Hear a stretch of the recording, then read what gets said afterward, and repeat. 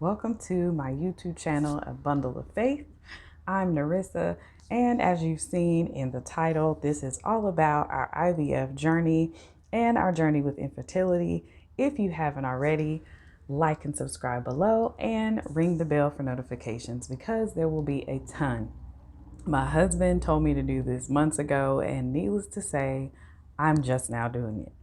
So, wanted to do this because there are so many people out there going through the same thing, and we were so private the first cycle that we didn't really talk about it until our baby shower. We didn't reveal anything or let anybody know anything or that we had even gone through IVF until our baby shower. And once it was announced, so many people had questions for us and started telling us their stories of infertility and their journeys of IVF. So I thought it would be kind of cool to document our journey and let other people know that they're not alone out here going through the same thing. So, with no further ado, here's our story. So, my husband Kenny and I got married back in 2016, July 9th, and it was an amazing day. My husband and I always talked about starting a family, and so we said if we go on this honeymoon, then we could try and get pregnant. And if we do, then 3 months later, we're going to have this amazing announcement and tell our family and friends and everyone. And it'll be great. It'll be like a fairy tale, right? So we went to Mauritius. We had an amazing time, but we did not get pregnant. So we traveled, we enjoyed each other, we had an amazing time with each other, and tried to just not think about it and not stress about it, right? So we didn't. But a year later, we realized we're still not pregnant. So maybe we should go and get tested and see what's going on with us. So we both made appointments with our doctor. I made an appointment with my OBGYN and got my hormones tested, got blood work done, and it was determined that I was fine. I had normal levels, my ovulation was normal, my periods were normal, and so we were okay there. So my husband went to the doctor and got referred to a urologist and got tested and determined that it was male factored. So we were recommended to see a endocrinologist, and we live in Charlotte, North Carolina. And so we went to the Women's Institute here in Charlotte.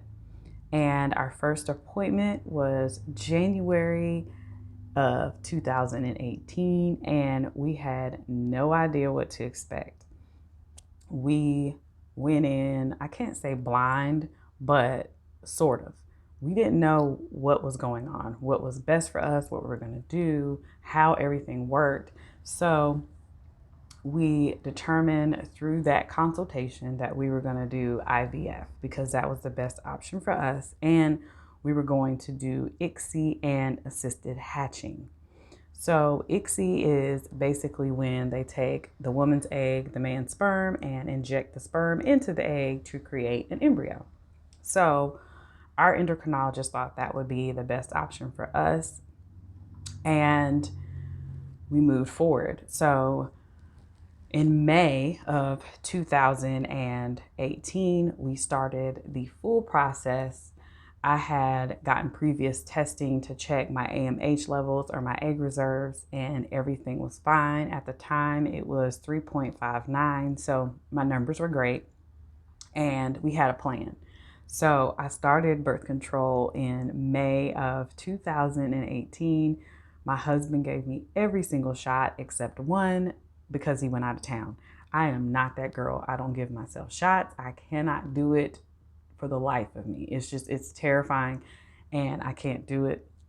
And so he gave me every shot except one because he went out of town and my mom gave me that shot. So if you're out here giving yourself shots, God bless you. I can't do it. So we went through everything. We got to egg retrieval. We had our egg retrieval on July 2nd of 2018, which was my husband's birthday. And we were like, this is a great omen. And it was. So we ended up with 16 eggs retrieved. 11 of those fertilized, and we sent 11 for PGS testing, or testing just to see if your embryos are normal or abnormal. So they test the chromosomes, they look and make sure all is well. And we ended up with 4 healthy, normal embryos. So we put those on ice, and we did our first transfer, or frozen embryo transfer, a few months later. So we did our retrieval on July 2nd, and we ended up doing our first transfer in September. So we did our first transfer and it failed. We were devastated. I was trying to figure out what was wrong with me. I thought, what did we do wrong? We just knew that everything was going to work out, and it didn't work out that way. So we had our follow-up consultation with our endocrinologist, and we determined that we were going to move forward with our second transfer. Our endocrinologist felt that, a lot of times it doesn't work for you the first time. I had never been pregnant, so my body wasn't used to all the things that were going on. And so we decided that we were going to try again. So we did. We tried it again, and we did our second transfer, and that failed too. So at that point, I didn't cry. I didn't do anything. I was more CSI. What is going on, and why is this not working? So we did a few more tests. My endocrinologist decided that she wanted to do some more deep testing with my lining and everything. So we did an endometrial biopsy, and it was determined that I had endometritis, or inflammation of the uterine lining. So she put me on an antibiotic for 14 days. And I also tried some things myself. So I decided I was going to start acupuncture, and I changed my diet up some. So we'll talk about the diet changes and things later that came along with acupuncture. But those are the things that I changed, and did my antibiotics, and we went and got retested again to make sure that everything was gone, and it was. So we waited a couple months, and February 25th of 2019, we did our third FET, and we were pregnant. So it was successful. We were excited. We had an amazing pregnancy, healthy pregnancy. Everything was beautiful and amazing. And our daughter Kennedy was born on November the 20th of 2019. During our process, my nurse and I, Joanna, were very close, and we came up with a hashtag for our third transfer, and it was hashtag Baby Roper 2019.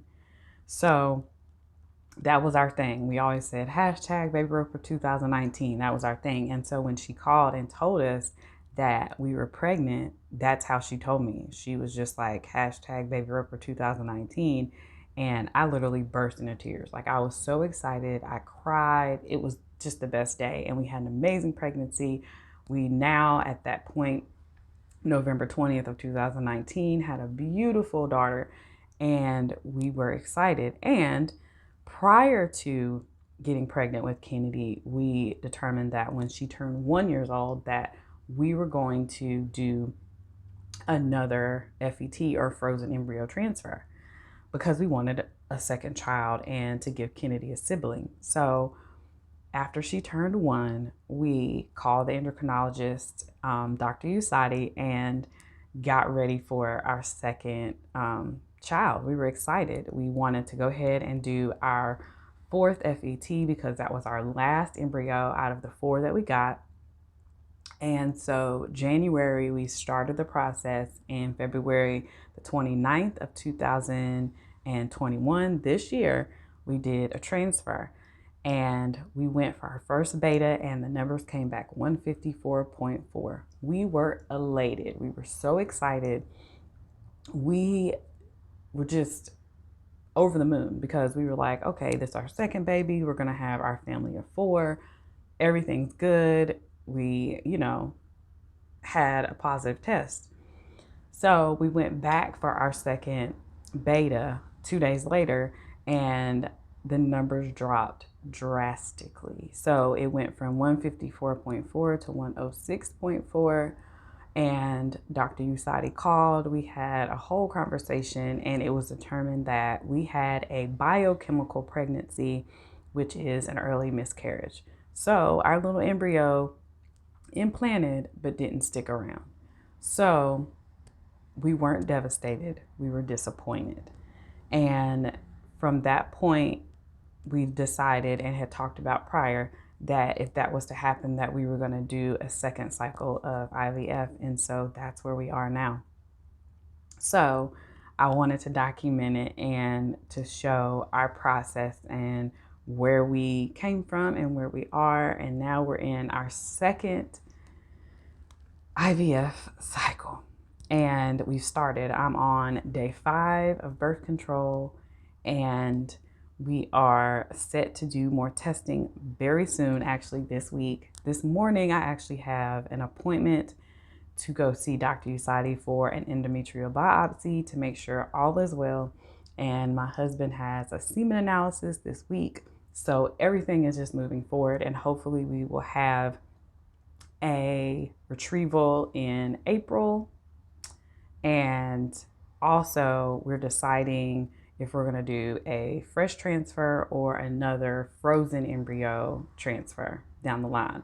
So now we have the possibility of doing a fresh transfer, which is a little different than a frozen embryo transfer, because basically we'll do our retrieval, and then 3 to 5 days later, we'll be doing a transfer. And it won't include the PGS testing or any of that. So a little different, but that's where we are. And I wanted to do this because I wanted to document our journey and to let other people know that you're not alone in this.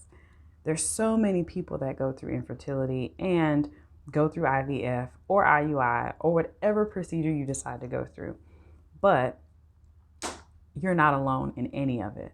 So I wanted to document this, and I hope you guys stick around. If you haven't already, please like and subscribe below. Ring the bell for notifications, because there's going to be a ton. And go ahead, buckle in, and get comfortable for this journey.